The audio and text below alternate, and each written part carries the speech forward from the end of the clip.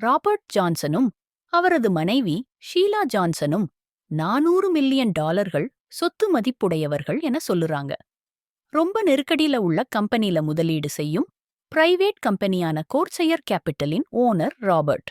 லாசான கம்பெனியா வாங்கி அவற்றை மாற்றி பின்னாடி லாபத்திற்கு விற்றதன் மூலம் நல்ல காசு சம்பாரிச்சார். ஆனால் ஷீலா ஜான்சன் எப்படி பணம் சம்பாதித்தார்? சரி, அவர் பிளாக்வுமன் டாக்டெக் என்ற கம்பெனியோட நிறுவனர்.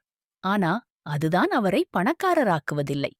மக்கள் வேலைகள் மற்றும் வீட்டு வசதிகளை கண்டுபிடிக்க உதவும் ஒரு நிறுவனமான பீஸ் கார்ப்ஸ் கனெக்டின் முன்னாள் தலைமை நிர்வாக அதிகாரியும் ஆவார். மேலும் அவர் கருப்பு அமெரிக்கர்களுக்கு சேவை செய்யும் ஊடக நிறுவனமான எசன்ஸ் கம்யூனிகேஷன்ஸில் பணிபுரிந்தார். அப்படியானால் அவர்கள் எப்படி சந்தித்தார்கள்? சரி, அவர்கள் 2006 இல் ஒரு தொண்டு நிகழ்வில் சந்தித்தனர். உடனடியாக அதைச் செய்தார்கள். அந்த நேரத்தில் அவர்கள் இருவரும் திருமணமானவர்கள். ஆனா அவர்கள் ஒன்றாக இருக்க விவாகரத்து செய்ய முடிவு செய்தனர். இதற்கு ஈடாக 400 மில்லியன் டாலர்கள் கொடுத்தார்.